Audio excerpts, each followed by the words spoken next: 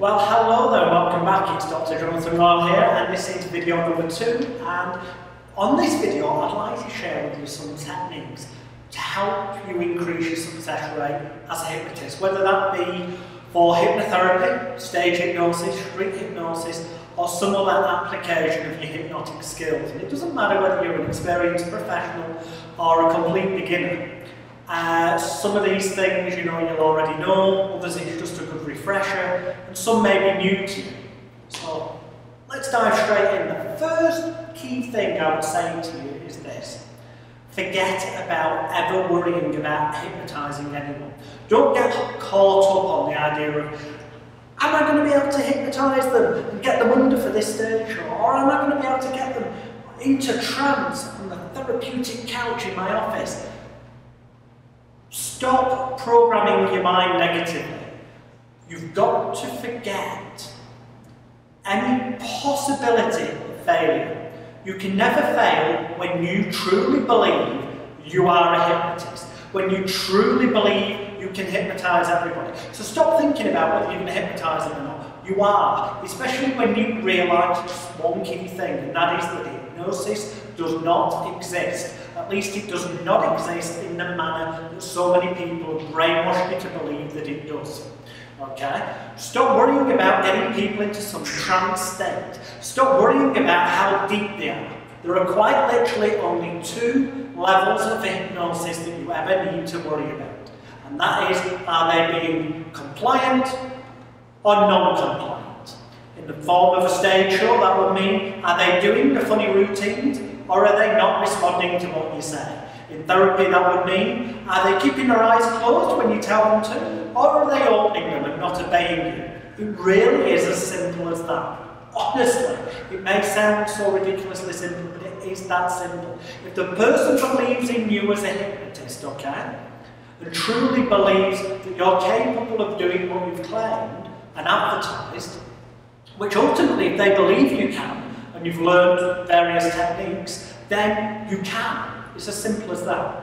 And if at a stage show the person believes that you can give them suggestions and help them become the star of the show, then the moment they believe that you can, you can. Because hypnosis exists only in the mind of the believer. As I said at the end of the last video, there's 4 kind of cornerstones, foundations to hypnosis. Step 1, belief and expectancy.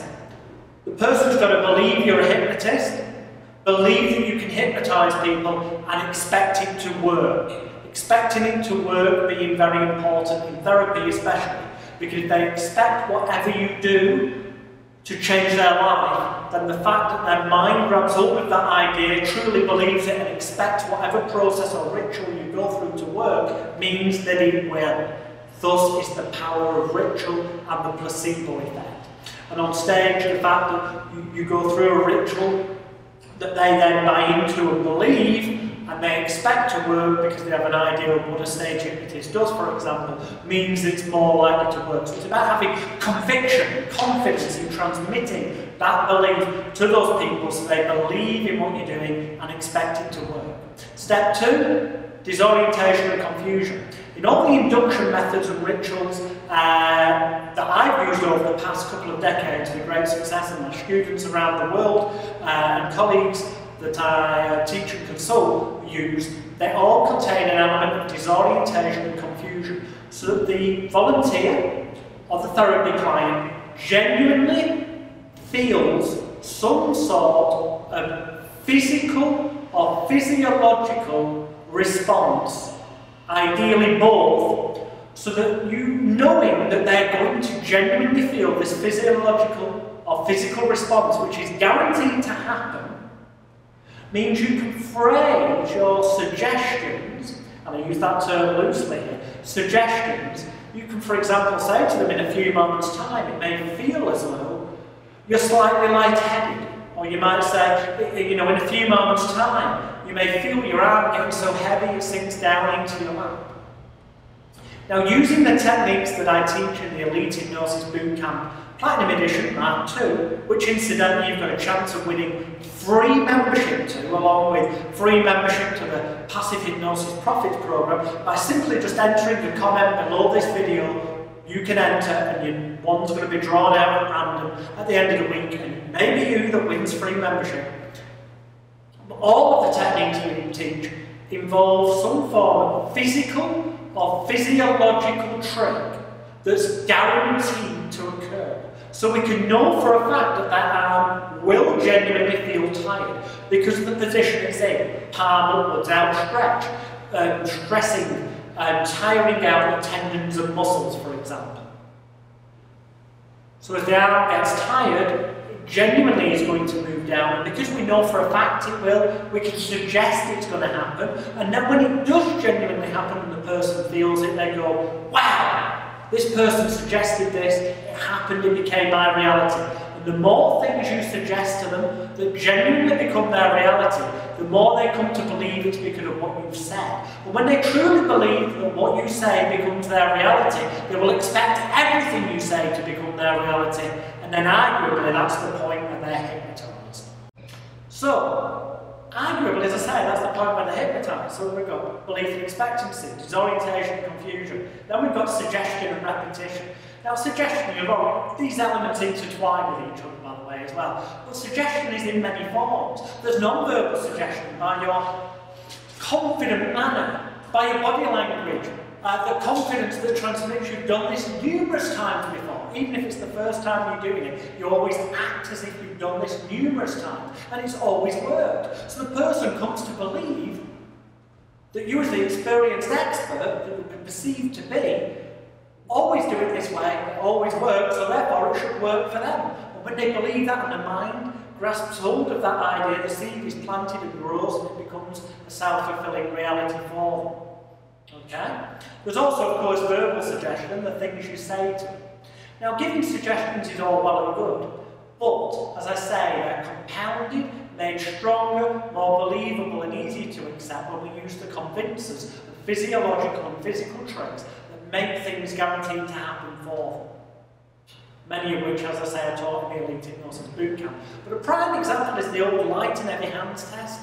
Now, many books describe this wrong, but, you know, I'll just tell you very briefly. I get people to put their left hand and arm out in front of them, so their palm is upwards.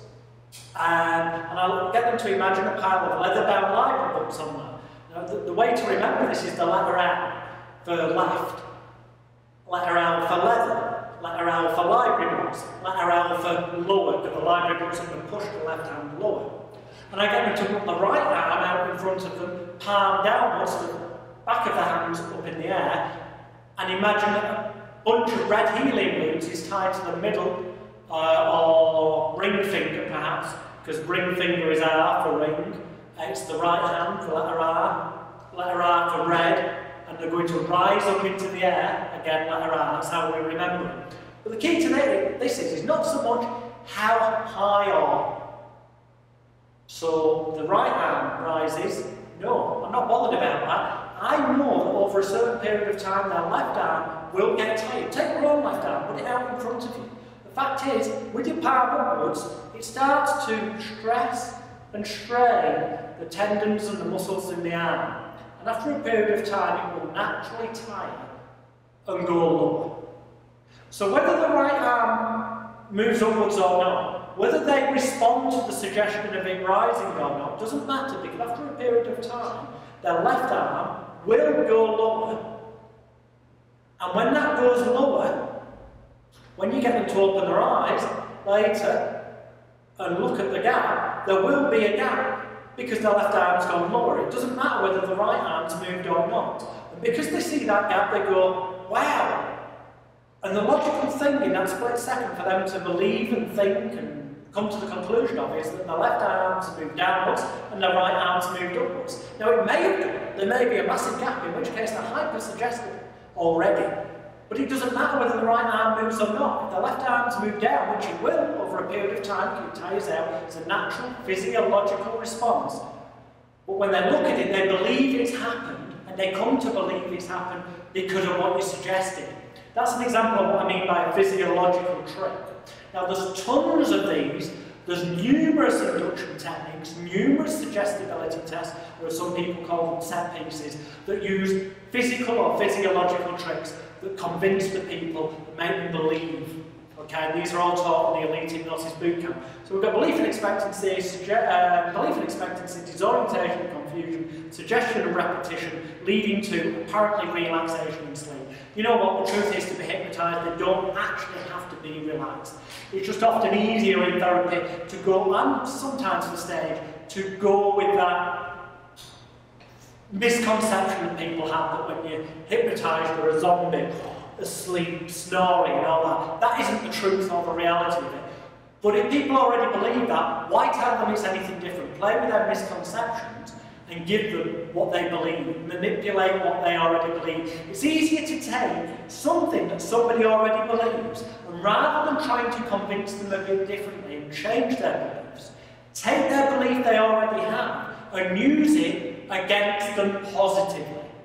So in therapy, use the belief they already have against them positively to help them achieve what they want to achieve and change their life for the better.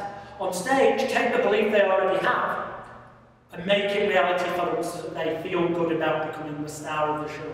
And this is stuff we cover in real depth in the Elite Hypnosis Bootcamp. So for example, I'll give you one more example of this, and that is the thing that amazes me is the number of hypnotherapists who say to me how much time they spend explaining to clients how hypnotherapy is not like stage hypnosis.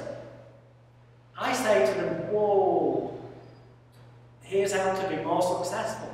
When people ask you, is it like stage hypnosis? You're not going to make me run around like a chicken, are you? Rather than saying, oh, it's totally different, your answer should be along the lines of, well, yeah, I can make you run around like a chicken if you want, but you've only paid for an hour of my time.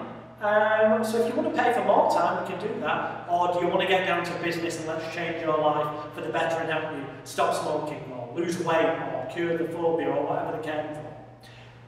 Handling it that way does two things.